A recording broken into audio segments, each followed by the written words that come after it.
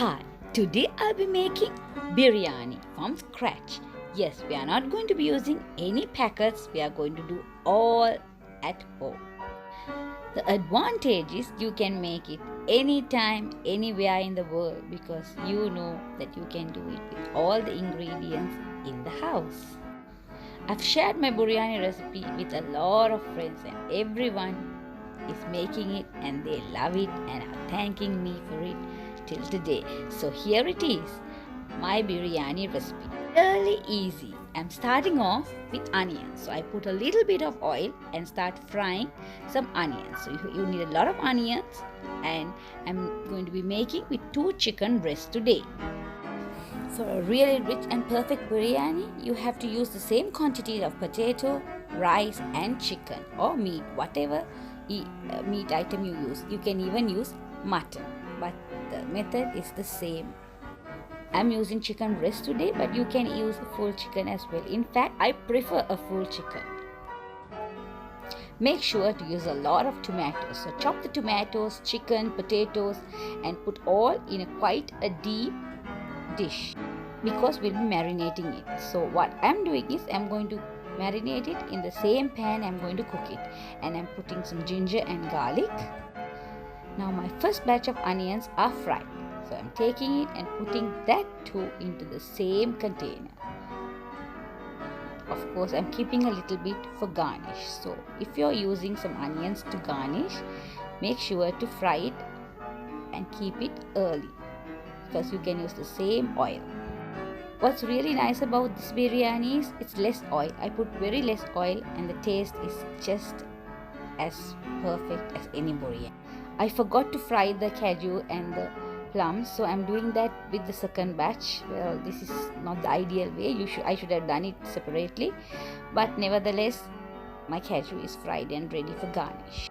Now when the onions are fried, before it's fried completely, I'm adding a little bit of ginger and garlic and all the other condiments to the oil so that it releases all the lovely aroma, and we are going to add this to that mixture and marinate as well.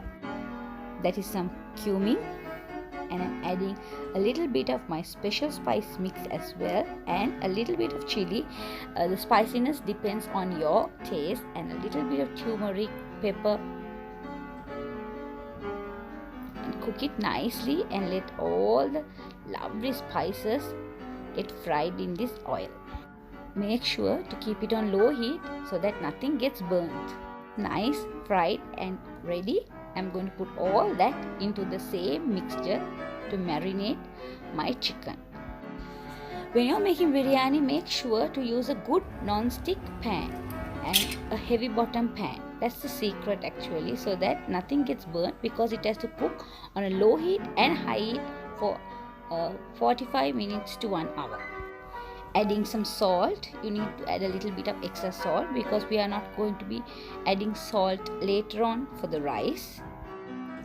I'm adding my spice mixture that I have made. I have shared the recipe. I'll share it in the description below as well. It's already roasted, so I'm going to add this last of all. We won't be using much water, so the container I fried the onions in, I'm putting a little bit of water and I'm adding that, and I'm adding a little bit of tomato ketchup as well. That gives a lovely fragrance. If you have a bay leaf, you can add it at this time as well. So mix the meat with the curd, potatoes and all the fried onions thoroughly, and we can leave it overnight or at least for 1 hour. While that's marinating, I'm even washing my rice. So I'm going to wash the rice and let it soak. So I'm using 6 cups of good quality Basmati rice. And I'm going to put some salt to it and a cinnamon. After soaking, I let it boil. Rice takes at least half an hour to 1 hour to soak. I'm boiling the rice in one container, and while the rice is boiling on a high heat, I'm going to put my meat on a low heat and keep cooking that as well. Now my rice is cooked. I immediately strain it. Don't let the rice cook completely. It should be cooked 3/4. Strain the rice and make sure you wash it with cold water so that the cooking stops. Once the rice is ready, I'm going to be putting the rice on top of the meat marinated container. So make sure to use a deep pan. So keep stacking the rice quite tight and press it down so that the rice will be on top and the meat is at the bottom. Once it's pressed nicely, I'm going to put some rose petals. It gives a nice flavor. I got this, so it's optional. If you don't have it, just add some rose essence and some yellow coloring. Use egg yellow coloring if you have, or if you have saffron, it's nicer. Just soak the saffron with milk and add that. I'm topping it up with a little bit of butter. At this stage, you can even top it up with a little bit of fried onions, but I'm limiting my fried stuff and the oil, so I am not adding more oil to this. Make sure to cover it with a foil and if possible a wet cloth on top as well, and cook it on high heat for half an hour and lower heat for about another half an hour or 15 minutes. It depends on your cooker.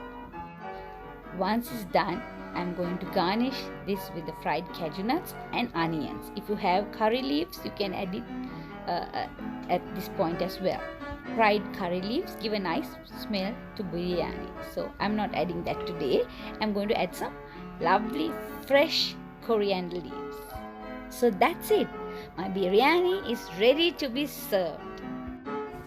It looks gorgeous and it tastes amazing, and actually it's really simple to make. If you have the ingredients at home, I hope you try it today. So enjoy the biryani and please let me know what you thought about it and whether your family enjoyed it as well. Until I meet you next in my next video, enjoy your cooking and see you later. Bye for now. All quantities are in the description below.